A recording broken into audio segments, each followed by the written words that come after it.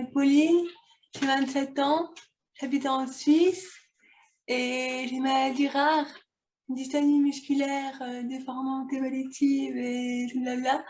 Voilà.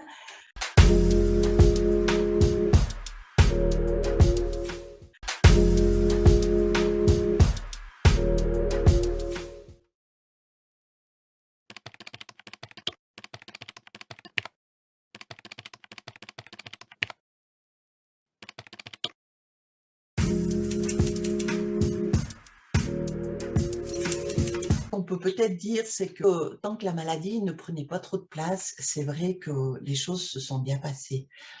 Mais à partir du moment où la maladie a pris plus de place et où les possibilités de Pauline étaient différentes, les personnes qui l'entouraient ont eu beaucoup de peine à prendre conscience de ça.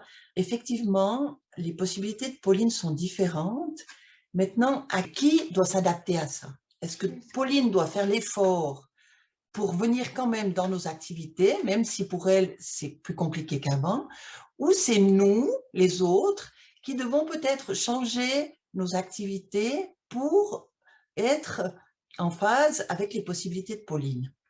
Et c'est vrai que pendant longtemps, ce chemin-là n'a pas été fait. C'était plutôt Pauline qui devait s'adapter pour être toujours capable de faire ce qu'elle faisait avant et ce que les autres ont toujours fait. Et c'est vrai que ça a posé pas mal de soucis dans les relations familiales, par exemple, parce qu'il y avait des activités qui étaient prévues depuis toujours. Et puis, à la force des choses, moi, j'ai gentiment commencé à décliner les invitations parce que c'était trop compliqué, parce qu'il fallait mettre en place des adaptations, parce que moi, ça me pesait trop, parce qu'il y avait des rencontres familiales où je ne pouvais plus participer parce que ça me faisait trop mal, parce que je voyais mes sœurs avec leurs époux, leurs enfants en pleine forme, qui parlaient de leurs études, de leur métier futur, de leurs copains, et puis moi, j'avais cette souffrance à l'intérieur, de me dire, voilà, moi, je suis toute seule. Pauline, elle est en situation de handicap. Elle a plein de choses qu'elle ne connaîtra pas. Et c'est vrai que j'ai l'impression que les personnes qui étaient autour de moi ne voyaient pas ça, ne prenaient pas conscience, ou ne voulaient pas le voir, ou je ne sais pas. Et c'est vrai que pendant plusieurs années, les relations familiales ont été difficiles parce que je déclinais les offres et tu n'étais pas compris. C'était pas compris dans le sens où ce n'était pas une agression envers eux, mais c'était une protection pour moi. Parce que j'avais besoin de toute mon énergie pour assumer la situation comme elle était. Et puis, je ne voulais pas les perdre cette énergie dans des sorties ou des rencontres qui, pour moi, n'avaient pas d'importance à ce moment-là, quoi. Mais du coup, c'est toi qui t'es plutôt pris des remarques ou c'est surtout moi? Du coup, t'as pris des remarques? Alors oui, alors c'est clair. Parce que moi, avec mes cousines, j'ai beaucoup pris des remarques que t'es une princesse, tout ce que tu veux, il faut que t'arrêtes, c'est pas parce que t'es handicapée que t'as tous les droits. Elle est embêtante, elle veut jamais faire ce qu'on veut, elle dit toujours non pour ce qu'on te propose quelque chose. Oh là là, elle dit toujours non, toujours la gueule, t'es vraiment dur. Et puis, après, quand tu réfléchis, on était tous adolescents, on avait tous 15-16 ans. Mais là, on se reparle et tout, puis ça va, on a tous passé les ponts, du coup, c'est super un coup, puis tu te dis, bon, elle se rend pas compte, et puis je le comprends aussi, parce que la maladie, ça m'a fait grandir. Une personne qui a besoin de beaucoup de... Et tout, moi, je me suis fait à moi-même, parce que ma maman, elle m'aide à m'accompagner, ou bien à me faire à manger et tout, mais le reste, moi, si je suis toute seule, ça me dérange pas. Je m'ennuie jamais, j'ai toujours un truc à penser avec mes animaux. Tout, c'est dur aussi pour ça, parce que je vois avec ma soeur, elle dit toujours on sort faire ci, on sort faire ça, viens grimper avec nous, viens faire ci. Puis moi, j'aimerais envie, mais je vais pas appliquer parce que à cause du froid, j'ai mal aux mains, et puis si c'est l'hiver, il pleut, c'est retardé parce que je suis lente, je crame pas vite, autant pour eux que pour moi. Puis je vois bien des fois aussi que c'est dur aussi pour eux, puis qu'ils forcent un petit peu les choses pour dire bon, on vient un moyen professionnel avec nous. C'est cette capacité qu'on a à se mettre à la place de l'autre. Et puis ça, il faut dire, on n'a pas tous cette capacité. Se dire, quelles sont les possibilités de l'autre?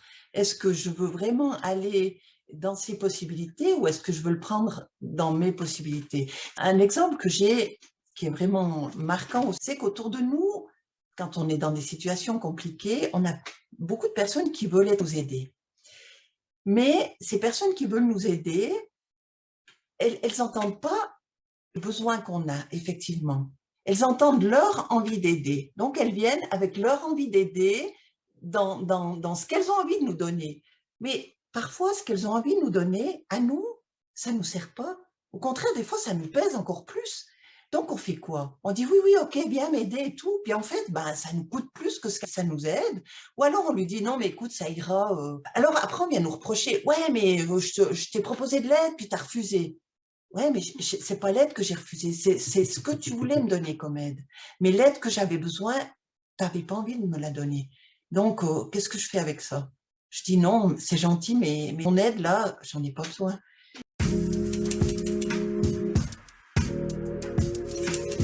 Mais je pense que le dialogue, il est vraiment important dans les deux sens. Quand on est en situation où on a besoin d'aide, il faut oser dire les choses. Et puis, à l'inverse, si on veut venir apporter de l'aide, il faut oser aussi dire les choses et puis les entendre et puis répondre, quoi. Parce que c'est vrai que moi, j'ai vécu des situations où finalement, je disais, ah, ça qu'il me faudrait, ah, mais ça, je ne sais pas faire. Je dis, bah, alors, je suis désolée, c'est gentil de vouloir m'aider, mais c'est ça qui m'aiderait. Alors, j'entends bien que tu veux m'aider, je te remercie, mais si tu ne peux pas faire ça, ben désolé, j'ai rien d'autre à te proposer. Moi, c'est ça qui m'aiderait, quoi. Et c'est vrai que c'est difficile, ouais.